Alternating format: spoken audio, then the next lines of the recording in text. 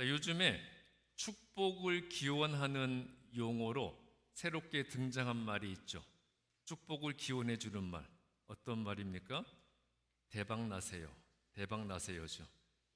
새해 인사로 새해에는 대박 나소서 이런 말을 사용할 정도예요.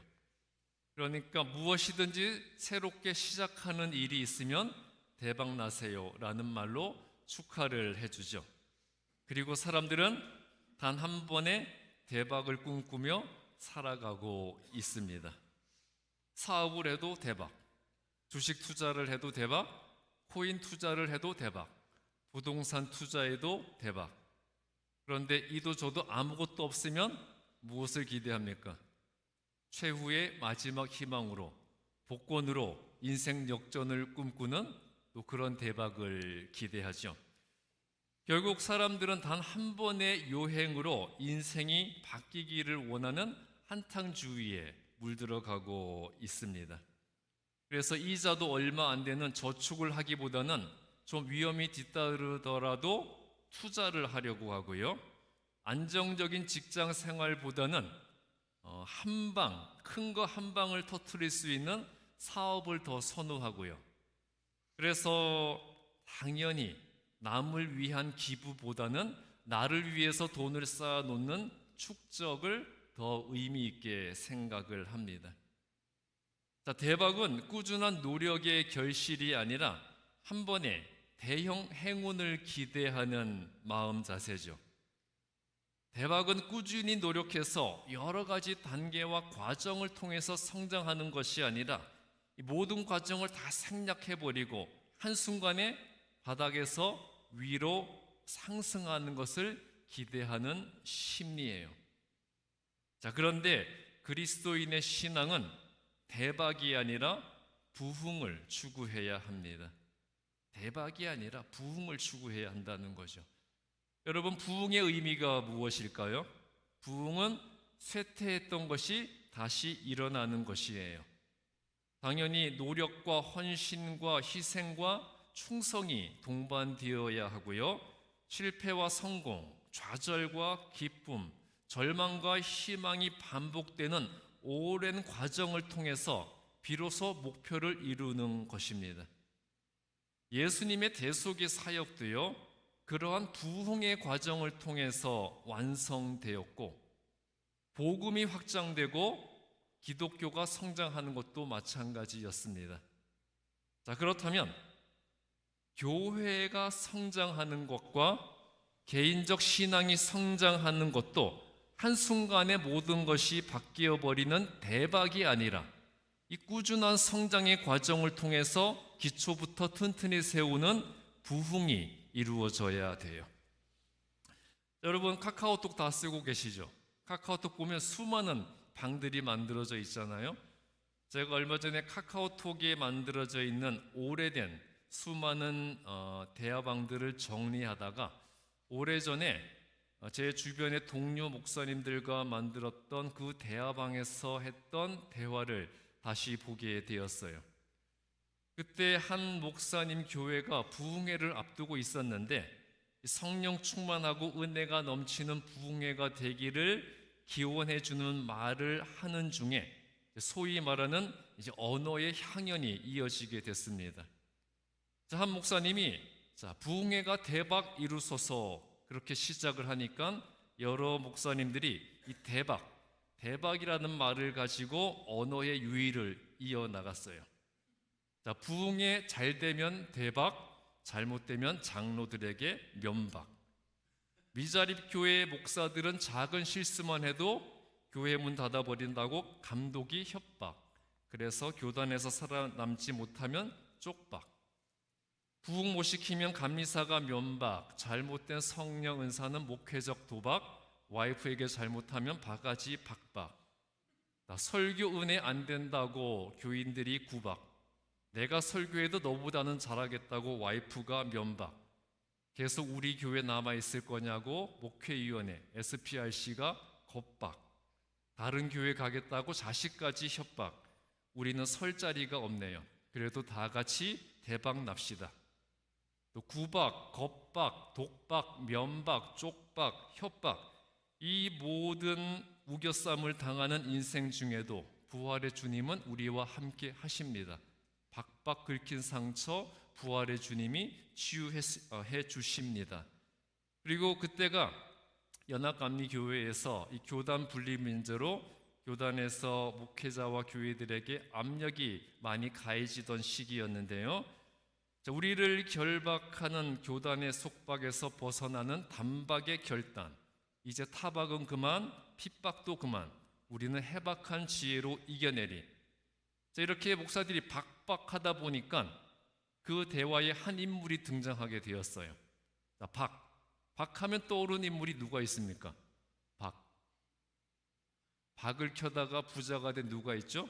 흥부가 있잖아요. 우연의 일치인지 흥부를 거꾸로 하면 뭡니까? 흥부를 거꾸로 하니까 또 부흥이에요. 박을 자르다가 부흥한 흥부, 모든 것이 완벽하게 일치가 되어가고 있었어요. 그러니까 계속 또 말이 이어졌습니다. 빨리 흥부를 불러서 부흥을 일으켜 저 모든 구박, 겁박, 쪽박, 독박, 면박, 협박을 다 잘라버립시다. 그리고 그때부터 이 흥부와 부흥의 종교적 연관성에 대한 고뇌가 시작이 되었어요. 기독교 부흥의 언어적 근원이 흥부에게 있다. 흥부가 어떠한 시련과 핍박 가운데서도 하늘의 뜻을 따라 살았기에 부흥을 이루게 되었다. 그런데 그 부흥의 의미가 샤머니즘적 기복신앙이 지배하고 있던 한국 문화에서 대박이란 말로 변질이 되었다. 그래서 그렇게 변질된 언어 사회적 문화를 다시금 예수 그리스도의 문화로 변화시키는 것이 오늘날 우리 교회의 사명이다. 대박을 부흥으로 부활시키자. 이렇게 결론을 짓고 긴 대화가 마무리되었습니다. 하여간 목사들이 말은 잘해요. 말은 잘하고 말을 만들어내는데도 귀재죠. 그런데 실제로 기독교적 관점에서 대박을 부흥으로 다시 부활시켜야 돼요. 부활의 사전적 정의가 뭘까요? 부활의 사전적 정의는 첫째로 죽었다가 다시 살아나는 것이고요. 두 번째로 쇠퇴하거나 폐지한 것이 다시 성하게 되는 것이에요. 이와 같은 사전적 의미를 통해서 부활의 의미를 정립해 보면 부활은 없어져야 할 것을 없애는 것, 즉 죽이는 것입니다. 잘못된 습관과 올바르지 못한 가치관, 그리고 욕심과 탐욕과 정욕과 미신, 이렇게 내게서 죽여야 할 것을 죽여버리면 어떻게 되겠어요? 내가 전과는 다른 사람으로 변화되게 되겠죠. 그래서 부활은 변화되는 것입니다. 어떻게 변화되어야 하는 것일까요? 새로운 가치관으로, 새로운 믿음으로, 새로운 신앙으로, 새로운 습관으로, 새로운 언행으로, 새로운 삶의 모습으로 변화되는 것이에요. 이렇게 해서 부활은 완전히 다른 존재가 되는 겁니다. 그래서 안 하던 짓 하는 사람이 되어야 돼요. 안 하던 짓 하는 사람, 즉 남을 위해서 기꺼이 손해보고요, 욕을 먹어도 웃고 맞아도 웃고, 남이 안 하는 일 그냥 내가 먼저 하고, 또 내 할 일보다 앞서서 남의 일을 도와주고, 내 돈을 남을 위해서 쓰고, 이렇게 안 하던 짓 하는 사람이 부활하여 부흥한 그리스도인입니다. 예전에 제 선배 목사님이 섬기던 교회에서 한 가난한 교인이 자동차가 필요해서 중고차 한 대라도 살려고 열심히 돈을 모았는데 마지막 순간에 결국 돈이 부족해서 실망하고 있었대요. 그때 그 목사님은 교회에서 연말에 재정적 여유가 생겼다고 연말 특별 보너스를 지급하겠다는 연락을 받았고요, 바로 계좌로 입금된 보너스를 확인을 했습니다. 그래서 그 목사님은 마침 돈이 필요한 부분이 있었는데 잘 되었다고 생각을 하던 순간에 교회 그 가난한 교인이 떠오르게 된 거예요. 그러니까 짧은 순간 엄청나게 갈등을 했습니다. 나도 이 돈이 필요해. 그러니까 절대 딴 생각하면 안 돼. 나도 지금 이 돈이 있어야 돼. 그렇게 끊임없이 자기 최면을 걸면서 스스로를 세뇌시켜 보려고 했지만, 그런데 나는 돈이 필요한 그 일이 지금 당장 하지 않더라도 내 생계가 위협받지는 않지만, 그 교인은 당장 차가 없으면 먹고 살 길이 막막하다는 그 현실 앞에서 결국 굴복을 하고 말았습니다. 그래서 돈을 계속 가지고 있으면 또다시 갈등을 하게 될 것이 두려워서 바로 돈을 찾아서 그 교인에게 가서 돈을 전달해 주었습니다.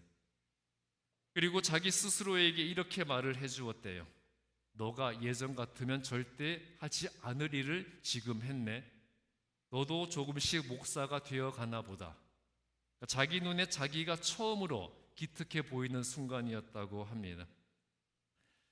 사람이 절대 변하지 않는다는 것이 인간 세상의 진리죠. 사람 안 변한다고 그러잖아요. 그래서 머리에 검은 털난 짐승은 믿지 말라는 말도 있잖아요. 머리에 검은 털난 짐승이 누굽니까? 사람이죠. 사람 절대 믿지 말라는 거예요. 그런데 부활은 머리에 검은 털 달린 그 사람이 변하는 겁니다. 그게 부활이에요. 자, 그리스도인을 잡아 죽이던 바울이 그리스도인으로 완전히 변화된 것처럼 말이죠. 바울이 변화되었을 때 예루살렘 교회의 교인들이 믿지를 못하고 받아들이지를 못할 정도로 바울은 예전과는 완전히 다른 그런 사람이 되어 있었습니다. 사람들이 보면서 저 바울 우리가 알던 사람 맞아? 그렇게 악랄하고 악독하던 그 바울 맞아? 저거 간첩 아니야? 저거 스파이 짓 하러 들어온 거 아니야? 그렇게 의심할 정도였습니다. 제가 목회를 하면서 아직까지 포기하지 못한 신념이 있어요. 목회자와 평신도는 절대로 친구가 될 수가 없다. 또 예수 믿어도 절대 사람 변하지 않는다. 이 말이 잘못되었다는 것을 저는 믿어요. 저는 이 말이 틀렸다는 거죠. 저는 목회자와 평신도도 친구가 될 수 있고 예수 믿으면 사람은 반드시 변한다고 믿습니다. 그런데 목회를 하다 보니까 제 주변의 동료 목회자들이나 선배 목사님들이 하는 말들의 공통점은 목회자와 평신도는 절대 친구가 될 수 없다. 그리고 예수 믿어도 사람은 안 변한다. 그런 말이었어요. 실제로 제가 목회를 하면서 이 친구로 생각했던, 친구를 넘어서 형제처럼 가까이 생각했던 그런 평신도들에게 여러 번 뒤통수를 맞고, 또 제가 정말 간절히 기도해주고 아낌없이 사랑과 관심을 베풀어주고 모든 것을 다해서 섬겨주는데도 절대 변하지 않는 교인들을 보면 내 신념이 틀린 것인가, 그런 회의가 들 때도 있기는 합니다. 사람이 변하기 힘든 것은 사실이죠. 내가 변하는 것도 힘들고요. 다른 사람을 변화시키는 것은 더 어려워요. 그러나 내 능력으로는 변하지 못하고 사람의 능력과 힘으로는 변화시키지 못하더라도 부활하신 예수님의 영이 사람의 심령 안에 들어가면 분명히 변화된다고 어디서 증거하고 있습니까? 성경이 증거하고 있잖아요. 그래서 예수님의 제자들도 완전히 다른 사람으로 변화가 되었고요. 바울 같은 경우는 본질과 근본 자체가 바뀌어 버렸습니다. 그 외에도 예수님을 만난 후에 회심하였던 수많은 사람들이 증거가 되는 거지요. 자, 여러분, 예수 믿는다는 것이 무슨 의미일까요? 예수 믿는다는 것 무슨 의미입니까? 예수는 이야기 속의 인물이 아니라 실제로 존재했던 인물이다. 그것을 믿는 게 예수 믿는 것인가요? 맞습니까? 아니죠. 예수 믿는다는 것은 예수님이 내 죄를 대신하여 죽으시고, 그리고 죽음의 권세를 이기고 부활하셨고, 부활하신 주님의 성령이 내 안에 들어오시면 내가 구원을 받아 새로운 피조물이 된다는 것을 믿는다는 것이에요. 이게 예수 믿는 것이죠. 자, 그렇다면 내가 예수를 믿는다면 분명히 나는 예수 믿기 전과는 완전히 다른 사람이 되어 있어야 합니다. 그런데 아직까지도 내가 예수 믿고서 무엇이 변했는지를 잘 모르겠다면 나는 예수님을 역사적 실존 인물로만 믿는 것에 머물러 있는 것일 수가 있습니다. 예수님을 아는 것에 머물러 있다는 거죠. 자, 예수님을 아는 것에서 내 안에 성령의 모습으로 주인되어 있는 예수님을 믿는 자로 부활하고 부흥해야 합니다. 오늘 구약 본문 창세기 6장 1절부터 3절에서 거룩한 하나님의 아들들이었던 셋의 후손들이 자신들의 육신의 정욕이 이끄는 대로 여인들을 아내로 취하면서 이제 세상 사람으로 타락해 버렸고요. 그래서 하나님의 영이 그 안에 머물지 않는 육체적 존재, 즉 죄인이 되어 버렸습니다. 그런데 그런 죄인 안에 부활하신 예수님의 영이 들어오심으로써 예수님을 닮은 영적인 존재로 다시 변화되게 하신 것, 바로 그것이 그리스도인으로서 부활하는 것이에요. 마가복음 6장 1절부터 6절을 보시면 예수님의 시신에 향품을 바르기 위해서 무덤을 찾았던 막달라 마리아와 야고보의 어머니 마리아와 살로메가 예수님의 무덤 안에서 누구를 만났습니까? 천사를 만났고, 천사가 6절에서 이렇게 말을 했어요. 너희가 십자가에 못 박히신 나사렛 예수를 찾는구나. 그가 살아나셨고 여기 계시지 아니하니라. 보라, 그를 두었던 곳이니라. 자, 이게 무슨 의미일까요? 무슨 뜻이겠습니까? 왜 예수님을 여기서 찾느냐? 부활하신 예수님은 더 이상 무덤에 누워서 아무것도 하지 않는 분이 아니시다. 그런 말이죠. 자, 그렇다면 내 안에 부활하신 예수님의 영을 모셔드렸다면 나는 예수 믿는다면서 가만히 제자리에 머물러 있는 자가 되어서는 안 된다는 거죠. 나를 통해서 네 안에 계신 예수님이 드러나는 새로운 피조물로 변화되어야 하는 것이고요. 나는 죽고 예수로 새롭게 사는 새로운 존재로 변화되어서 내 안에 계신 예수님을 내 인생과 삶을 통해서 드러내고 내 주변의 사람들을 변화시켜야 돼요. 내 가족을, 내 이웃을, 내 동료를, 내 주변의 모든 사람을 변화시키고, 그리고 이 사회에 가득한 우상의 문화를 그리스도의 문화로, 죄악으로 덮여진 이 땅을 그리스도의 땅으로 변화시키고자 하는 것이 부활신앙으로 부흥한 그리스도인의 사명입니다. 그리고 그것을 위해서 그 사명, 부활신앙으로 부흥한 그리스도인으로서의 사명을 위해서 우리의 기도도 변해야 됩니다. 무엇이 변해야 된다고요? 우리의 기도도 바뀌어야 돼요. 내 복을 구하는 것에서 이 시대와 이 땅을 회복시키고 변화시키고자 하는 기도가 되어야 합니다. 이 세상이 하나님의 나라가 임하는 곳으로 부활할 수 있도록 내가 기도하고 합심해서 기도해야 하는 거예요. 그리고 교회들도 함께 기도해야 합니다. 부지런히 절실하게 함께 기도해야 돼요. 그리고 나가서 전해야 합니다. 듣든지 아니 듣든지 전해야 돼요.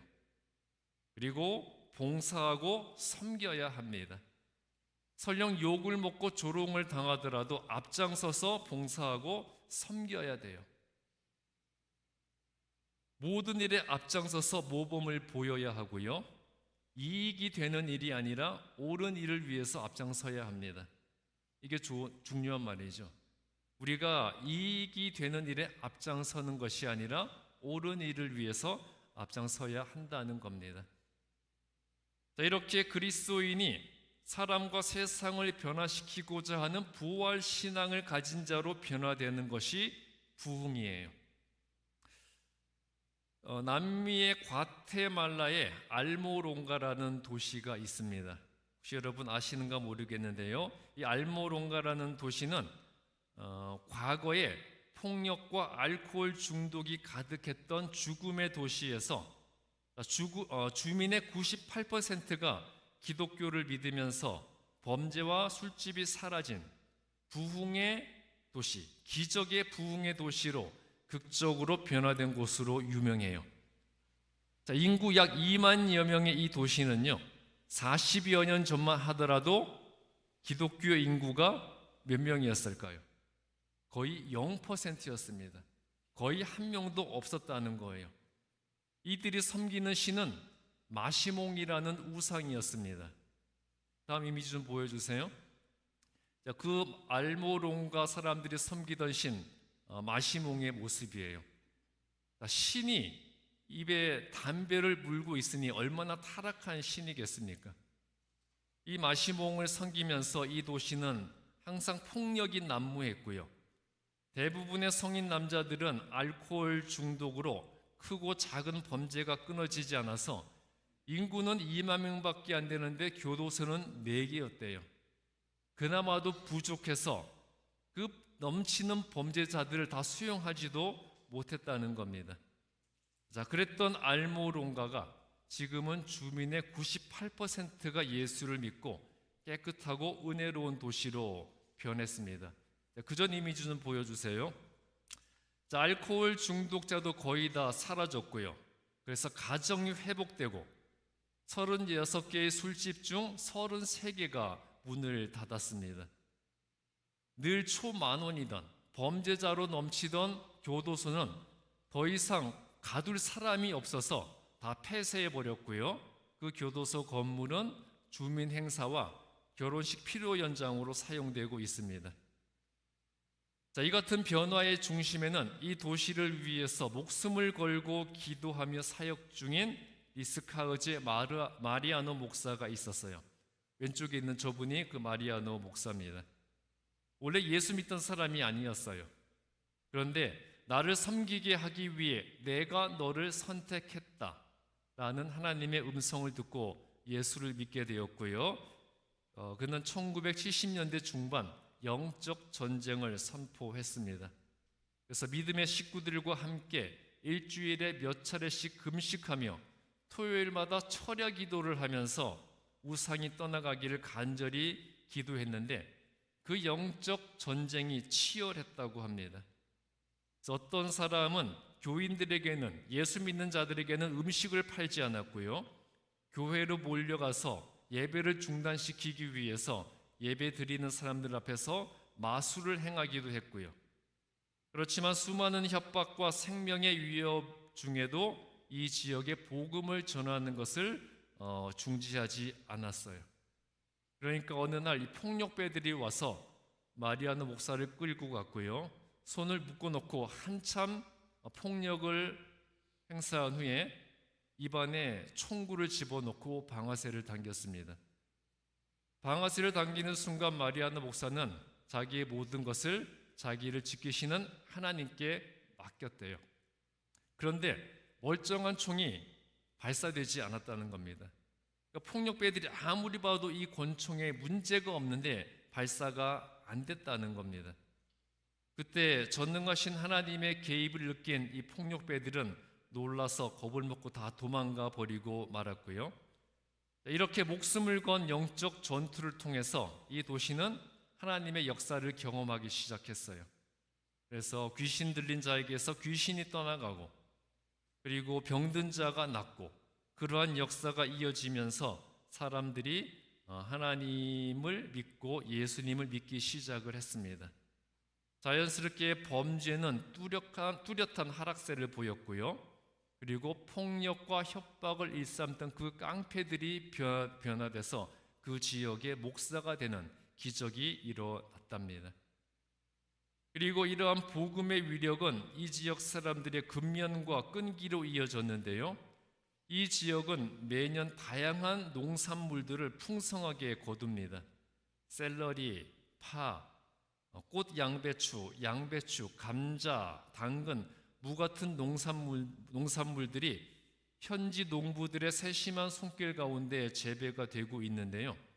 그런데 이 채소와 야채들은 똑같은 종자를 사용하는데도 다른 마을에서 자라는 것보다 크기는 보통 2~3배 크다는 거예요. 당근 하다가 이 성인 남성의 팔뚝만 하대요. 사진 보시면 자신들이 결실한 그 야채로 제단에 바친 그림이 나오고 농사 짓는 그 논과 밭의 모습이 보이죠. 그리고 맛도 다른 지역에서 생산하는 야채보다 훨씬 좋아서 모든 사람들이 의아하게 생각을 한다는 거예요. 똑같은 종자를 심는데 어떻게 더 크고 더 맛있는 채소가 재배가 되는가? 자, 마리아노 목사는 이런 농산물의 축복은 바로 하나님이 함께 하셨기 때문이라고 고백을 했어요.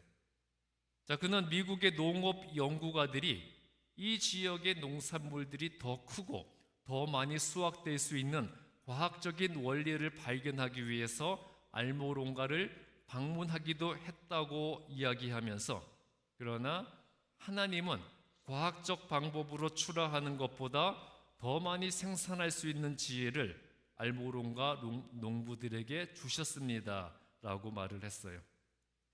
자, 이런 소문이 퍼지자 과테말라의 다른 도시에 있던 목회자들도 기도와 사역으로 알모론가를 지원을 했고요. 결국 이 알모론가는 말 그대로 젖과 꿀이 흐르는 축복의 땅으로 변화가 되었습니다. 범죄가 넘쳐나던 도시, 기독교인 0%의 도시가 이제 주민들의 98%가 예수를 믿고, 이제 그 현지 주민들은 자기 옆에 있는 도시인 쉘라가 자기들처럼 하나님의 말씀으로 변화되기를 구하며 중보 기도를 하고 있습니다.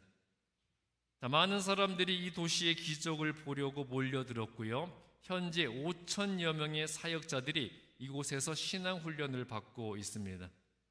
그래서 과테말라 사람들은 이 알모론가를 교회의 도시라고 부르고 있습니다. 여러분, 우리가 항상 기도하잖아요. 우리가 저 넓은 세상을 바라보면서 하나님, 우리에게 이 땅을 붙여주십시오. 우리가 이 땅을 품게 해주십시오. 이게 허무맹랑한 망상이 아니라는 겁니다. 우리가 기도하는 자로 부응하면 가능하다는 거죠. 자, 죄인을 하나님의 사람으로, 타락한 사회를 거룩한 사회로 바꾸는 부활신앙을 가진 자로 부응해야 합니다. 대박의 개념을 부흥의 개념으로 바꾸어야 돼요. 이 세상에서 내가 원하는 욕심이 한순간에 채워지는 것을 복이라고 생각하는 대박의 개념을 모든 사람이 함께 하나님께 복을 받도록 만드는 부흥의 개념으로 바꾸기 위해서 내 자신이 먼저 부활의 신앙으로 변화되는 진정한 신앙의 결단들을 이루시기를 주님의 이름으로 축복합니다. 기도하겠습니다. 사랑해 주님, 내 욕심을 채우는 대박이 아니라 모든 사람이 함께 하나님의 복을 받고 이 세상의 모든 교회들이 함께 하나님 안에서 거룩하게 성장해 나가는 부흥을 꿈꾸게 하여 주시옵소서. 우리의 모든 것이 예수님을 닮은 자로 부활하는 참된 부흥을 이루게 도와주시옵소서. 예수 그리스도의 이름으로 기도했습니다.